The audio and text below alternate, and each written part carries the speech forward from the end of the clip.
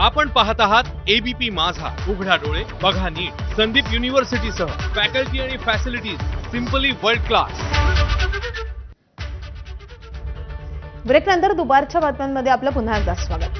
पुण्यात मुख्यमंत्री देवेंद्र फडणवीस यांच्या कार्यक्रमात नाराजी नाट्य रंगलंय. कार्यक्रमात पहिल्या रांगेत बसण्यावरून भाजपच्या खासदार मेधा कुलकर्णी आणि भाजपचे औसा मतदारसंघाचे आमदार अभिमन्यू पवार यांच्यात नाराजी नाट्य रंगलंय.